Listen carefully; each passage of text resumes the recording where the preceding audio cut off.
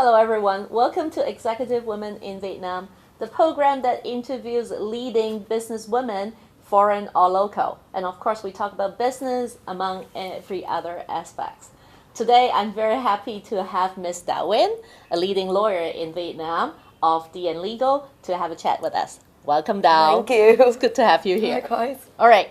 I was, of course, doing my homework before I speak with you. This regarding that I've known you for all these years. I've always known you to be a leading real estate lawyer. So is that your core area of practice? Well, I mean, like we talked earlier, right?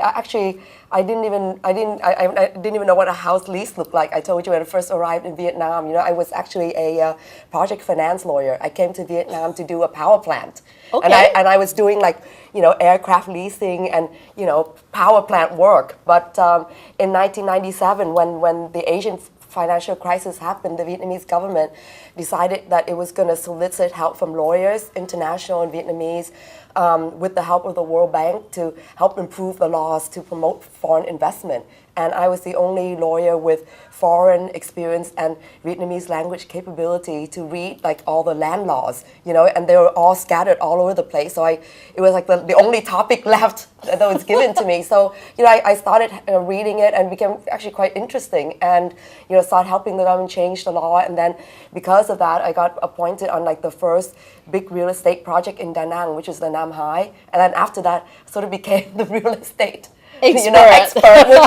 It's just I fell into it. I didn't really, said I was going to be a real estate lawyer. So but Vietnam actually made you an expert. It's actually changed my career, because in every developing country, real estate is always the first thing that developed. Mm-hmm. And as a result, my practice became a law firm of 3 lawyers to about 70. Mm-hmm. By the time I left, after 17 years, mm-hmm. all because of real estate and real estate relate work, which is not just buying and selling houses. Mm-hmm. It's financing, M&A. So it was actually quite, and I made quite a few lawyers partners as a result of all this work. Mm-hmm. So it's very lucky. Very lucky, Yeah. Yes, indeed. And with the real estate market being very active right now, I could imagine that with your expertise, or perceived expertise, I'm sure you're still involved with a lot of work in that area. Yeah, definitely. And the work now is quite different because as before 2008, before the global crisis, there were a lot of little small real estate developers in Vietnam, people who maybe have garment factories and they have cash, so they become real estate developers. But I think the market has consolidated to mm-hmm. 3 or 4 big developers like Novaland, Sun Kim Land, mm-hmm. Vincom, for example, mm-hmm. Vinhomes. So the transactions are much more sophisticated. Mm-hmm. You have kind of venture capital financing, you have, very sophisticated M&A, mm-hmm. the funds exiting stuff. So it's actually very, very interesting, much more interesting than before. Mm-hmm. You're talking about sophistication. Vietnam law has been improving. Yeah. All right. This is the layman comments, and that we have seen a lot of changes in the last 10, 12 years, that's for sure. Yeah. Some say it's changes for the better. Some say is changes for the more convoluted. As a foreigner, I always find it difficult because of terrible translation majority of the time. So you are able to read both languages. Really, is it changes for the better? Yeah, I mean, I think definitely for the better. But I think unfortunately, because the laws are not all consolidated in an organized way. So, mm-hmm. if you were to, if you were to try to find a piece of legislation, it's very hard still. So, but it has changed, and Vietnam actually has gone beyond what other countries are doing. For example, they changed a law to allow foreign companies to own 100% of a listed company. Mm-hmm. That doesn't exist in other countries, mm-hmm. you know what I mean? And banks can set up their own wholly owned banks, and they've opened the real estate market to foreign individual owners, so you can actually now buy and sublease, which mm-hmm. a year ago you could not. Mm-hmm. So there's changes like that I think for the better. It's just knowing how to what the laws say, mm-hmm. because of poor translation. Yes, as a foreigner, that's definitely the biggest challenge. And when I say poor translation, it's also, I think, my experience with lawyer is mostly on corporate matters, okay? And a lot of times I find my experience with law firm here is that they're pretty good at execution, but when it comes to consultation, preempting, I think there's still a long way to come. Yeah, I think that comes with experience in the market. You know, like for example, even the Vietnamese market in all areas of business. You know, it's actually only started growing in 1987 when Vietnam first changed the laws to allow foreign investors to come in. So the depth of the knowledge and experience is not really there yet. So for example, on a deal, I'm sure like there are many lawyers who haven't closed real big transactions or don't really know what a closing mean, but I think over time that will change. So I'm hoping, now I, as I've set up my own firm 2 years ago, and I've actually started training, taking on interns, and getting them involved in transactions, and actually teaching lawyers to think logically. Because if you think logically, everything flows very naturally despite the law. So saying that it will take time. I agree with you. It's not there yet.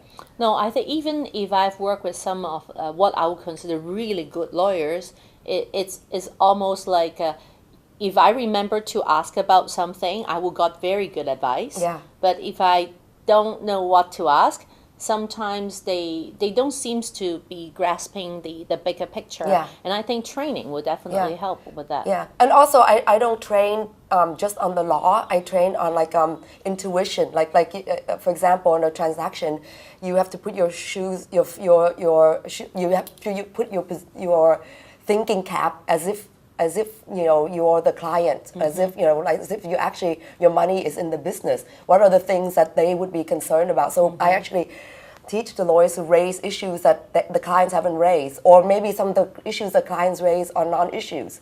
So I think that is a skill that takes training, and actually you have to keep on asking. I think being Asian has something to do with it. We're not very good at asking questions at times. We just wait for it to happen. I think our parents taught us well.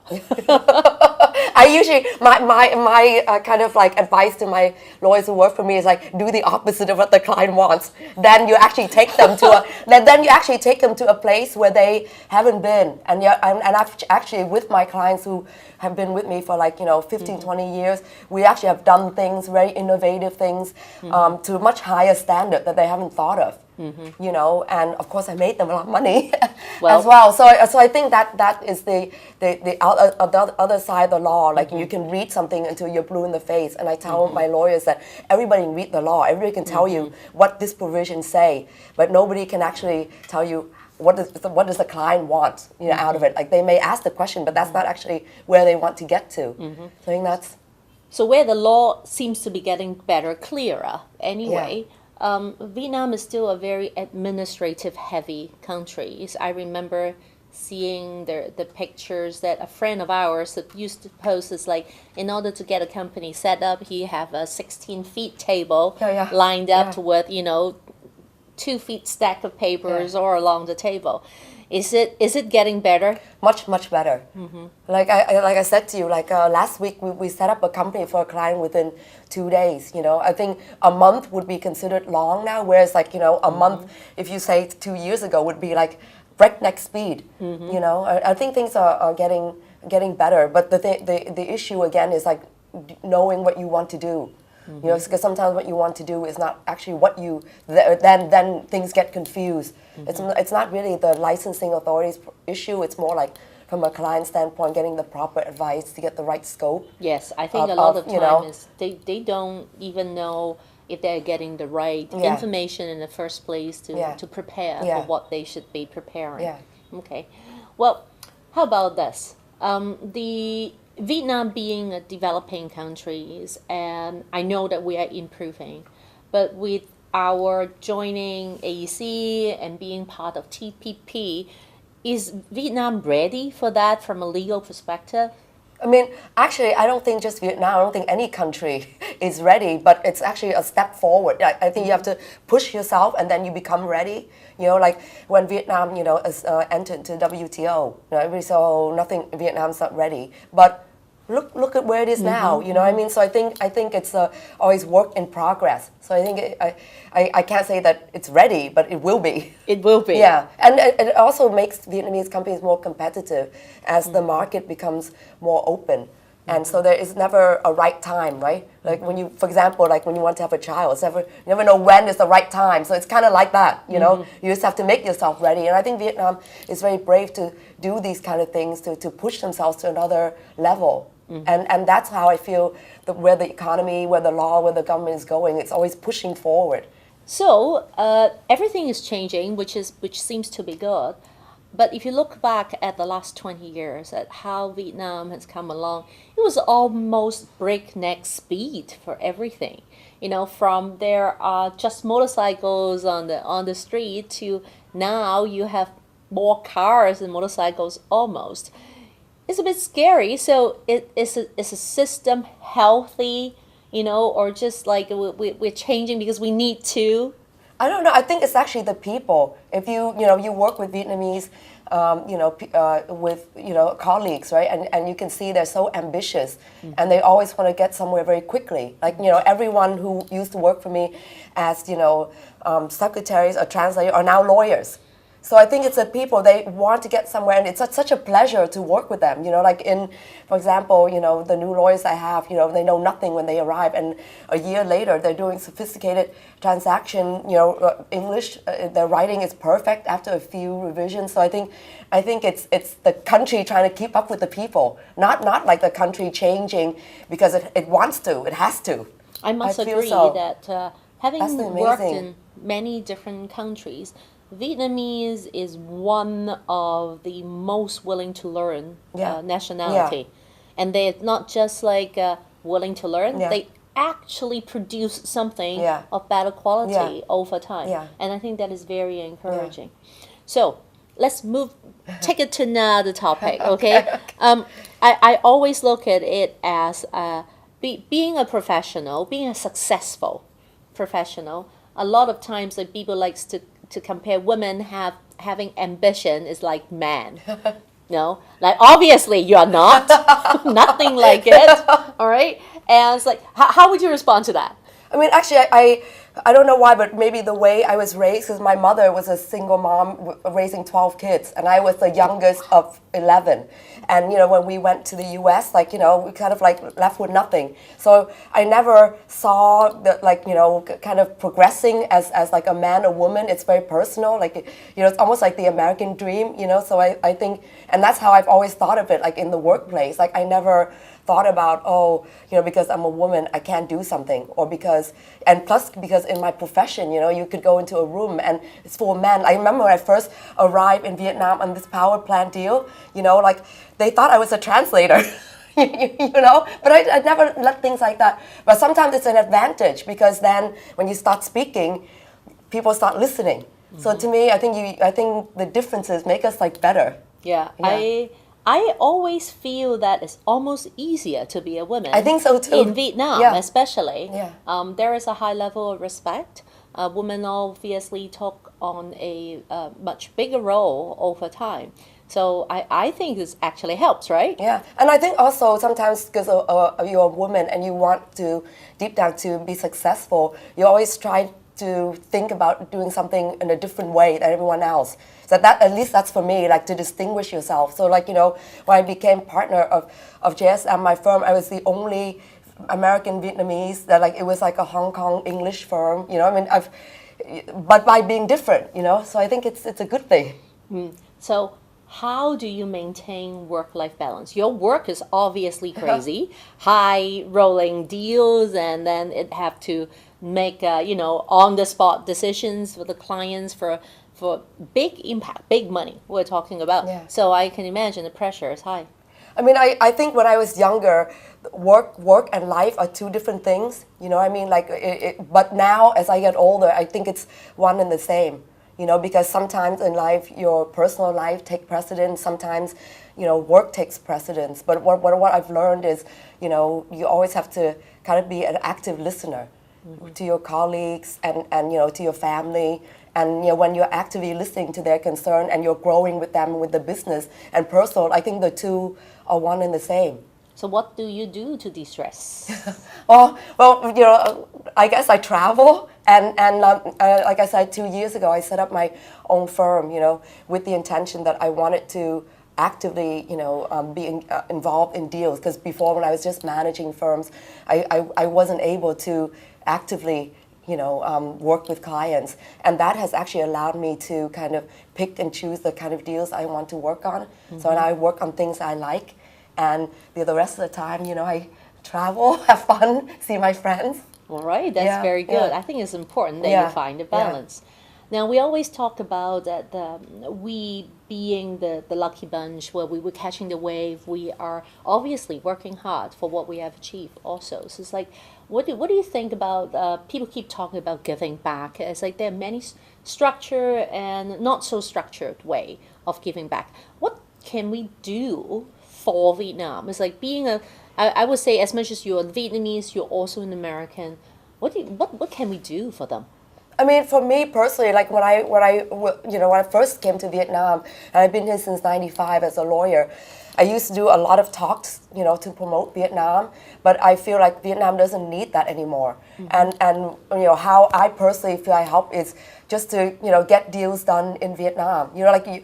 Some people do charity work and things like that, but I think really giving back in that way and helping clients see the Vietnamese counterparties. Now I also have clients who are Vietnamese, in a very different way.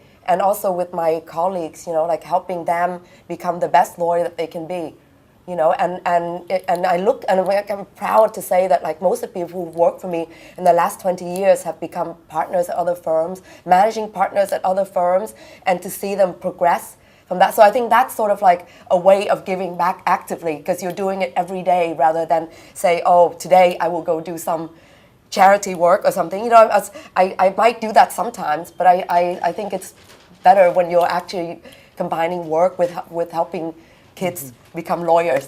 from my I part. think it doesn't have to be charity as long as you're contributing to the growth of the country.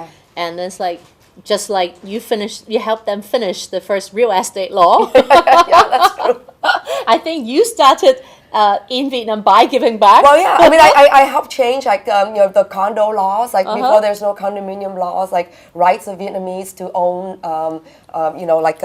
apartments and land underneath under condo things like that. So it's kind of and using Hong Kong law actually as an example. I must say, actually, Vietnam is very progressive.